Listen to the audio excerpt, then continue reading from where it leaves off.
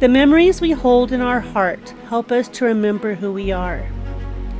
Mine is the beauty of a stable, the ambient noise of horses, birds chirping, people talking, and walking down the aisle saying hello to all the lesson horses. I shall never forget the joy of Louise and the friends of Hillcroft Acres. Here I continue my horse story and the documentary of the horse, part 3.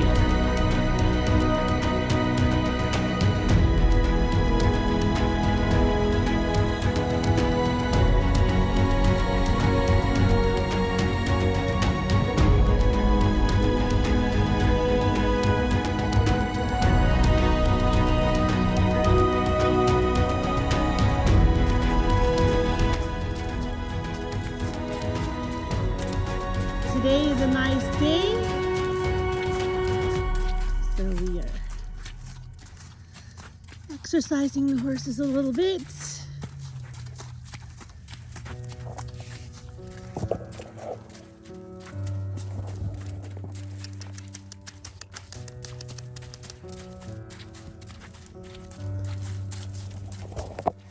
Kind of trot, little trot. In the mud. Come on. Good girl, trot on. Hop. There you go, easy trot. Good girl. Come on. Kind of trot. It's hard work trotting in the mud. Come on. Good girl.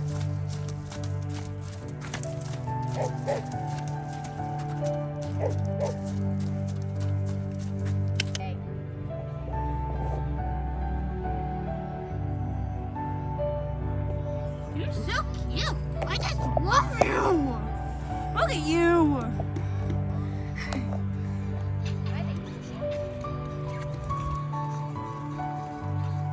Meadow, let him go. He's fine. Hey, don't throw dirt on my shoes.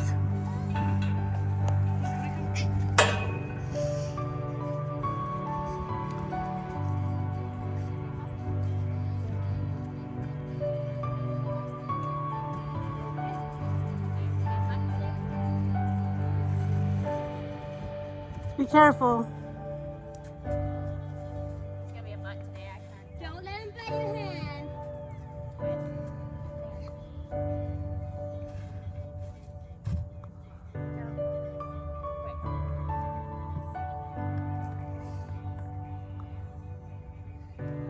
Aw, you love the mommy.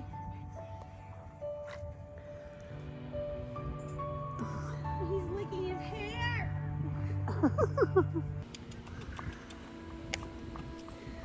In my last video, I left you with my growing up at a horse stable called Hillcroft Acres, where I spent many, many days caring for horses and writing Western English. I went to many horse shows, competing and working. I met great friends, and instead of growing up, going out and partying too much, I spent my time gaining wisdom from mentors as amazing horses and people. In 1992, I had begun only visiting the barn, trying to find my way into the world. I met my husband, and early in '93, we got married. My husband was in the Army, and we thought we had 3 months to get ready to move to Europe, but his deployment was delayed for a year. We moved to Colorado Springs, and I rode horses wherever I could.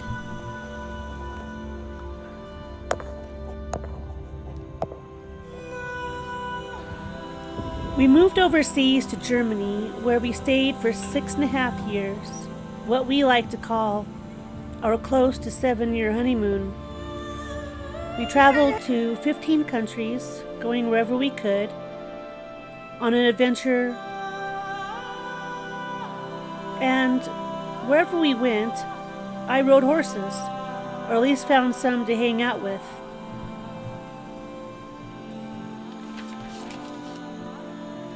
In Germany, I found a couple stables to ride and help train horses, mainly putting miles on them so they could be ridden by riders with less experience.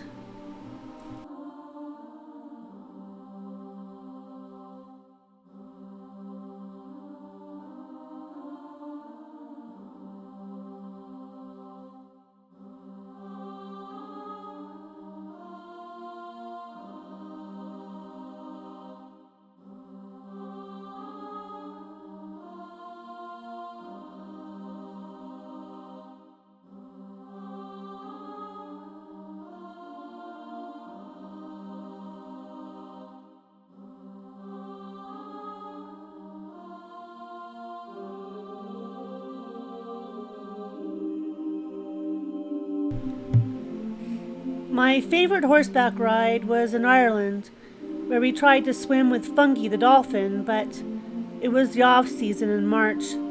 So instead we stopped at a beautiful, lush, green pastured equestrian center where I asked to ride. They put me on Honest Harry, the jumping thoroughbred, and we went out on a cross-country course and jumped everything we could. It was the best cross-country jump course I had ever been on, and it was an amazing ride. Ever since Hillcroft, I have always had the dream to have my own horses on my own farm and help people and animals. I am still bringing that dream to fruition. As always, this story continues.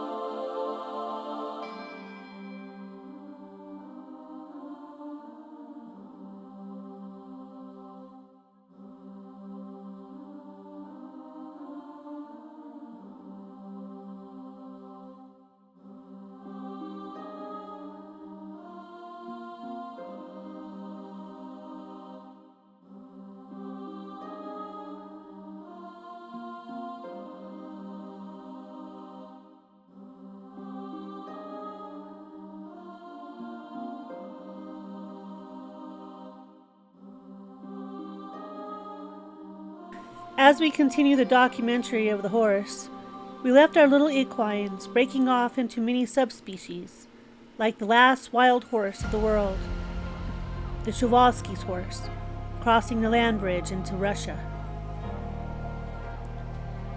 Many eras had passed. In North America, the equus had escaped to Europe to get away from the harsh climates and predators. In 1680, after a century of Spanish rule, the Pueblo Indians of New Mexico rose up, attacking Santa Fe, taking out 400 Spaniards, and more fled. 1,500 horses were left behind, the largest number to come into native hands. From then, these horses became the ancestors of many tribal herds.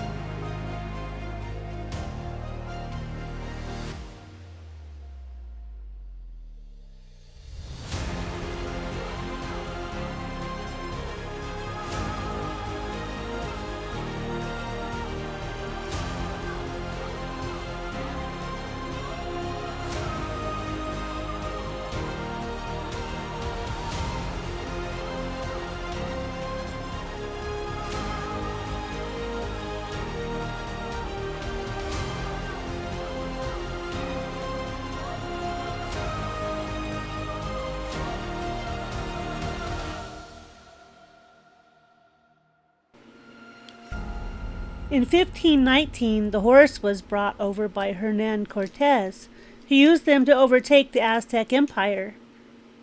As time went on, these rugged ponies became an important part to conquering the Wild West. Horses helped farm and plow the fields. They transported people across the land for the gold rush. Families headed to cities and towns, making a new start.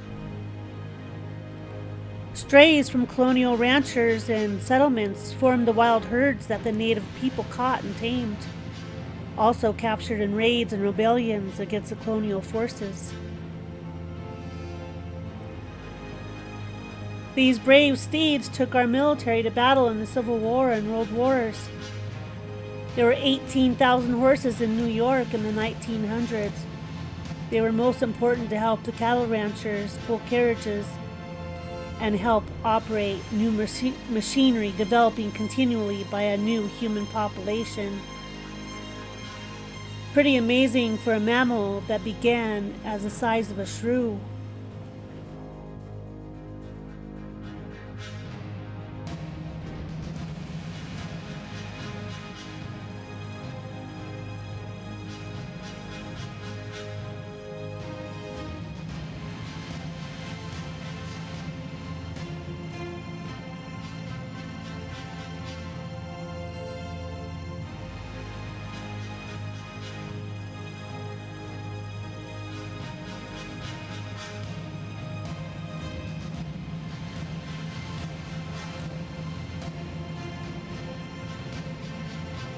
By 1848, the estimate was near 2 million Mustangs, 1 million in Texas and spreading through the West. In the early 1900s, thousands were rounded up for use in the Spanish-American War and World War I. By 1920, only small pockets of the colonial Spanish horse remained. Bob Brislin, a packer for the U.S. government, observed that the Mustang were disappearing and made efforts to preserve them, establishing the Spanish Mustang Registry. In 1930, most Mustangs were found west of the Continental Divide, with an estimated 50,000 to 150,000 confined to the General Land Office, public lands, and national forests of the 11 western states. In 1934, the Taylor Grazing Act established the United States Grazing Service to manage livestock grazing on public lands. In 1946, there was formed with the Grazing Service the Bureau of Land Management and the Forest Service to remove feral horses from the lands they administered. Into the 1950s, the Mustang population dropped to around 25,000 horses, with abuses to capture methods, hunting from airplanes, poisoning water holes, and other extreme ways to cull the herds.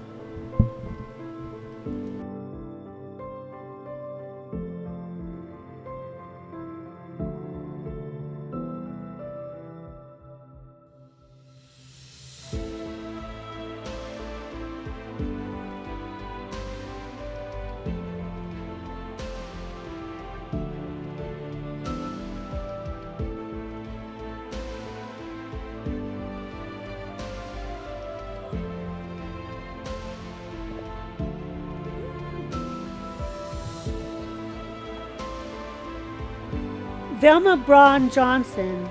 She was born March 5, 1912 to June 27, 1977. She was nicknamed Wild Horse Annie. She was born in Reno, Nevada on Vine Street to Joseph Braun and his wife Gertrude Clay. In 1923, she contracted polio and was confined to a cast for 6 months. The cast deformed her body and face, and she received heavily bullying. She married Charles Johnson, and they moved to Wadsworth briefly. Later, they bought property along the Truckee River near Painted Rock on I-80 highway. They named it the Double Lazy Heart Ranch. Driving to work one day in 1950, Velma was following a truck overcrowded with horses, and she saw blood dripping from the truck. She followed the truck to a slaughterhouse. She learned they were free-roaming horses from private and state lands in Nevada's Virginia Range. She took action to ensure more humane treatment of free-roaming horses when captured and transported. No.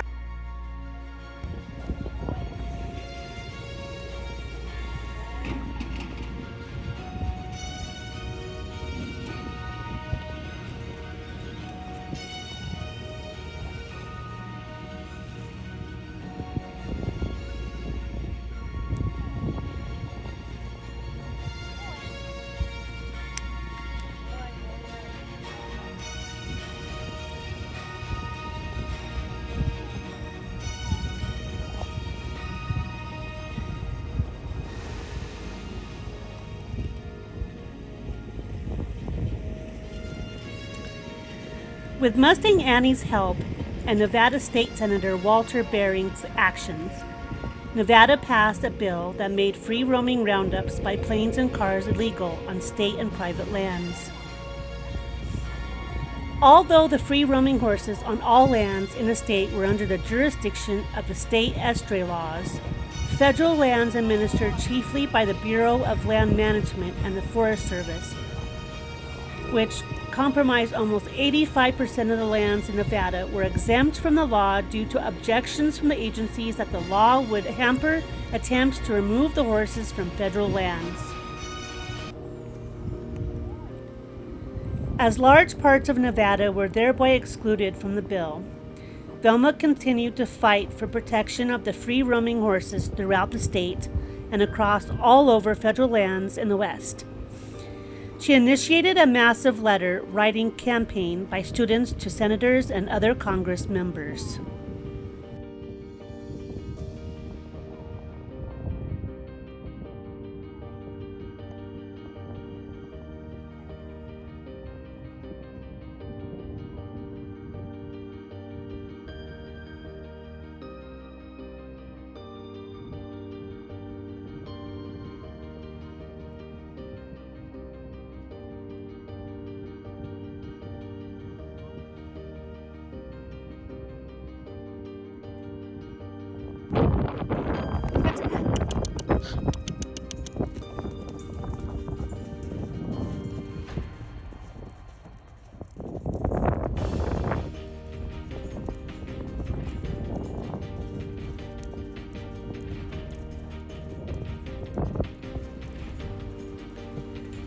On September 8, 1959, the campaign resulted in the federal legislature passing Public Law 86-234, which banned the poisoning of watering holes frequented by wild horses and the use of air and land vehicles in hunting and capturing free-roaming horses for sale and slaughter.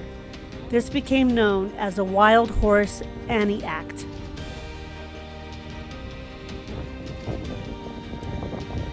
Passing the Wild Annie Horse Act didn't quell the concerns of free-roaming horse advocates who continue to fight for federal over state control of the fates of free-roaming horses.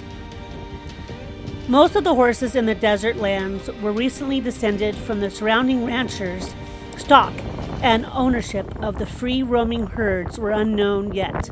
The ranchers continued the roundups by airplane. Mustang Annie continued her campaign, and in 1971, the 92nd United States Congress unanimously passed the Wild and Free-Roaming Horses and Burros Act of 1971. It was signed into law by President Richard Nixon on December 15, 1971, to prohibit capture, injury, or disturbance of free-roaming horses and burros.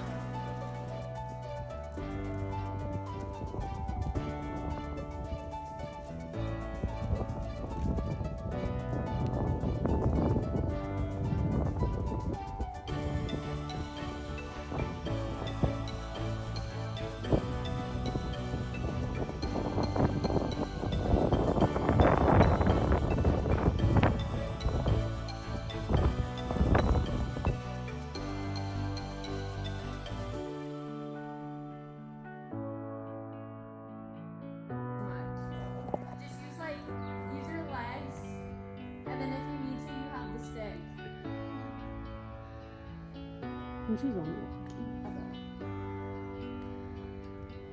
It's just good to get her on her horse.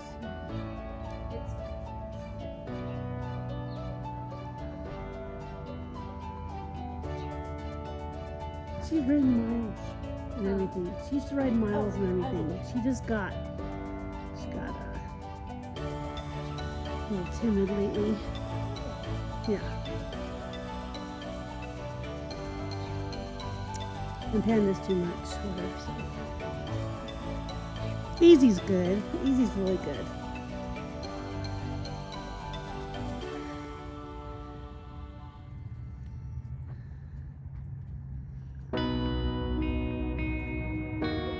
Heel down. Thumbs up. Look between the ears. Don't look down. Look between the ears. In 1959, Velma was featured in Time magazine and in the 1961 Western The Misfits, based on a script by Arthur Miller, the last film from Marilyn Monroe and Clark Gable, starring Montgomery Clift. Portraying a horse roundup of the kind Velma had witnessed and protests in the film, Marilyn Monroe's character becomes disgusted with the methods, leading to a climatic clash between the characters.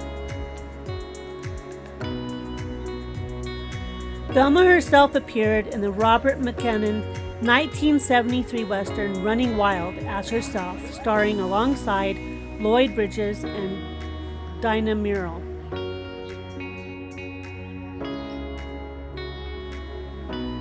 Velma passed away at 65 of lung cancer in Reno, Nevada on June 27, 1977, buried alongside her parents, husband, and brother.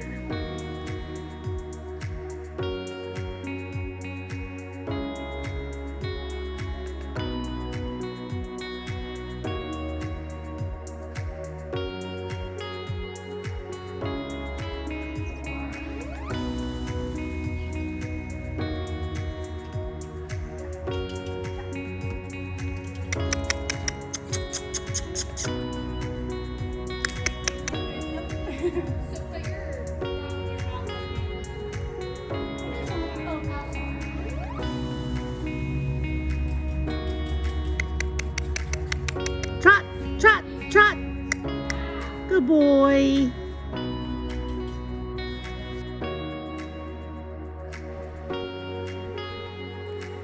Now the BLM has established herd management areas to determine where the horses may finally roam. The population to be close to 90,000 on lands of California, Oregon, Utah, Montana, Wyoming, and half of that number in Nevada, featuring the wild horse on their state quarter. In March of 2019, the BLM began paying people $1,000 to adopt a Mustang. A promotional competition gives trainers 100 days to gentle and train Mustangs to be adopted through a competition. The Colorado Department of Corrections in Canyon City housed up to 3,000 animals at a time and is one of 5 facilities in the nation with a wild horse inmate program. Generally, the inmates train 7 to 10 horses per month.